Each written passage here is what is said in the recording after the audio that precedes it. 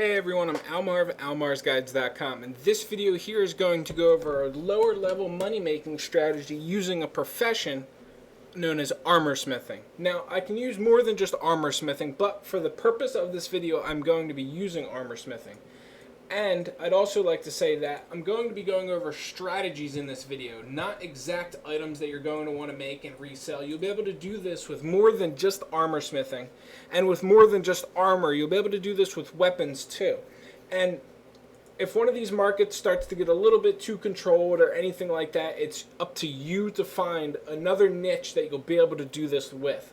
Hence why I say don't just, get tunnel vision on the items that I mentioned in this video and not make any other items or think these are the only items you'll be able to do this with. So to get started, you want your materials. And one of the best ways I recommend you get your materials is by finding these bronze items in your crafting window, right-clicking it, and selecting buy more.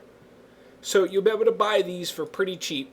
I always place buy orders on these, and I get them for dirt cheap prices. And you can get tons of them, and people are always going to be filling these buy orders. Right now mine is at 12 copper. That's my buy order right there. And you want to do this for each and every one of these items here. All of the lower level crafting stuff here. All of the bronze chain, bronze helmet, bronze pauldron, all of this stuff is exactly the items that you're going to want. And then you're also going to want to buy the same exact things here. Where are they? Right here. Insignias, you're going to want to buy vital embroidered jute insignias as well as mighty embroidered jute insignias. Now, these are going to cost quite a bit to make. As you can see, they cost 8 vial of weak blood, which is 39 copper a piece. That's, going to be quite a bit. However, you'll be able to buy these for dirt cheap as well.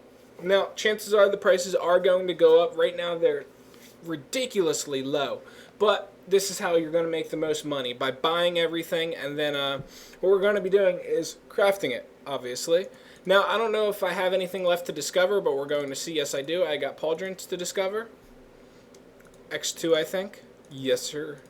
Now, we're going to be making vital gear, mighty chain pauldrons, mighty chain blah, blah, blah, and also, what do you call it? Vital chain. And the reason for this is all of these items are going to sell for an insanely great amount. Like, let's take a look at these. Vital chain coat. Now, each of these, I'm pretty sure I paid 1 silver, 50 copper. And because I have buy orders on those and stuff like that. So that is 1 silver, 2 silver, and about 50 copper for that. Now let's take a look at this. Sell at trading post. Now, as you can see, the prices for this are already great. I sold one at 7 silver, 99 copper not too long ago, apparently, because it's not listed on the auction house anymore. But that's the key behind this. People are going to want to buy this gear for leveling up. So it's going to sell like hotcakes, pretty much. And you just need to know which pieces to make. Like, as you can see, the vital chain pauldrons, I wouldn't have made that much money making them. Nobody really wants them. You'll actually be lucky if I break even with them. So you're going to need to find the exact type of gear that you're going to want to make. Like, these mighty chain pauldrons are going for a little bit more, but not as much as, I would still like them to be going for. So let's take a look at this. We're going to make more of this vital gear, see what comes up. We'll do vital boots, or mighty boots and vital boots. Coats we already did, but we'll do, since they're like the best money makers there are, we'll do another pair of them. Gauntlets, we did them, but they don't sell for that much. Mighty chain helm and vital chain helm, we'll see what they sell for. And let's see. Leggings, I know they sell for a good amount. So, leggings and chests sell for the most out of all of the items that you're going to be making here. And I just know that from having made the items in the past. Now, the key secret to making the most money out of doing this is listing the items for what you know they're going to sell at. Like, as you can see here, I have those boots listed at 3 silver, 3 copper. They used to be at like 2 silver, 75 copper, but they dropped in price a little bit from undercutters. However, I'm still going to list mine at a higher rate than what they're currently going for on the auction house because I'm 99% sure they're going to sell. And that's pretty much like what the essence of all of this is. Knowing that something's going to sell and listing it for what you know what it's going to sell at. Confused? it's going to be easier as soon as you get the hang of things. Pretty much what I do is I list everything and hike it up in price by like 10 to 20%, knowing that it's eventually going to sell, not today, maybe not tomorrow, maybe not the next day, but it is going to sell at that price. And that's how I make sure I make the most money possible.